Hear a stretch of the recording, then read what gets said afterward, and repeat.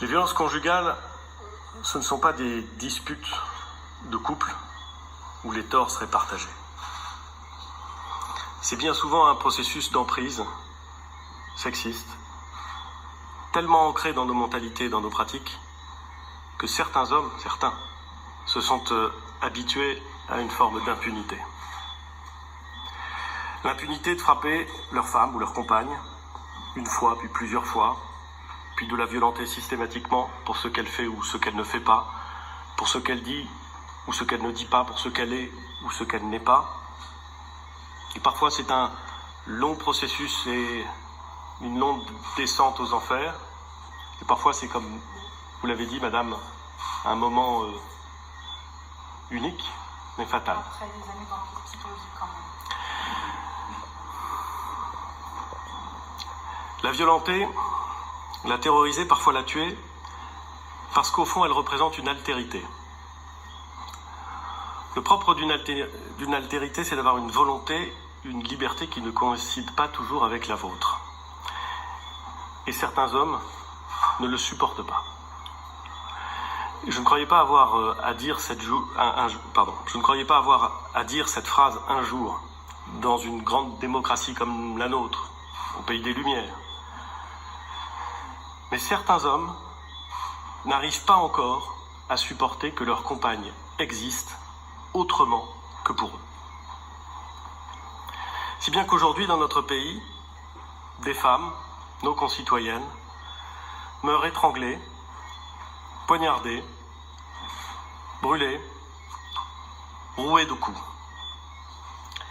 tous les 2 ou 3 jours. Parfois sous les yeux de leurs enfants, parfois en pleine rue. Elles meurent en se jetant par la fenêtre, en serrant leur bébé dans leurs bras pour échapper à leur conjoint.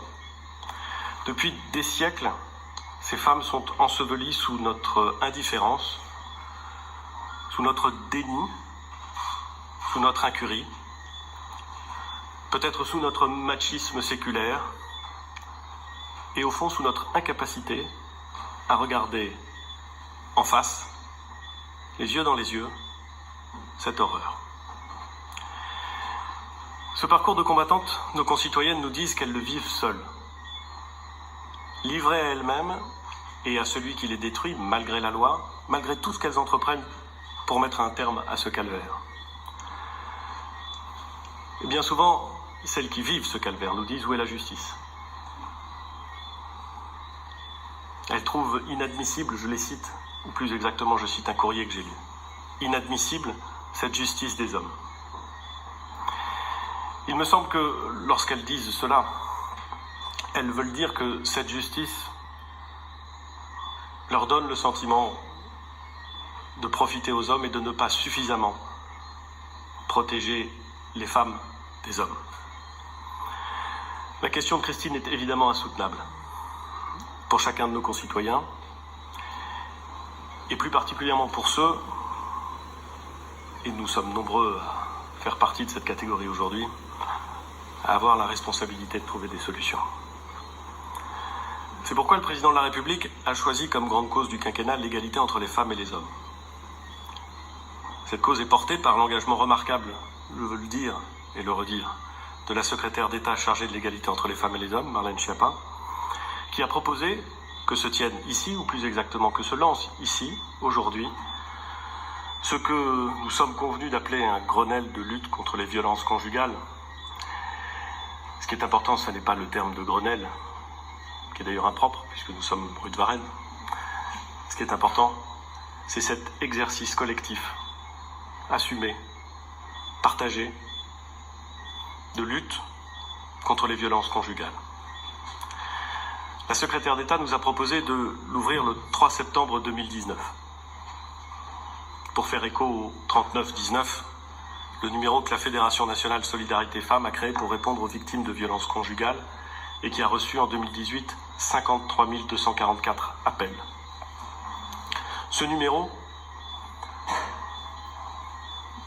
beaucoup de nos concitoyens et de nos concitoyennes ne le connaissaient pas.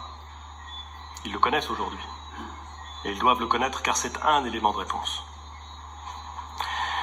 Ce Ce Grenelle, cet exercice collectif dans lequel nous nous engageons, va mobiliser jusqu'au 25 novembre. Nous avons voulu que le temps de travail soit condensé.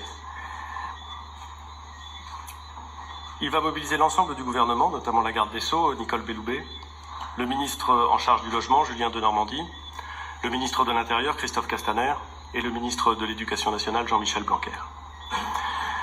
Nous allons être pleinement mobilisés, mais nous avons besoin de vous, de votre expertise d'associations, de parlementaires, d'élus locaux, de professionnels de terrain, que vous soyez policiers, gendarmes, magistrats, avocats, travailleurs sociaux, médecins, enseignants, responsables d'un centre d'hébergement ou maires.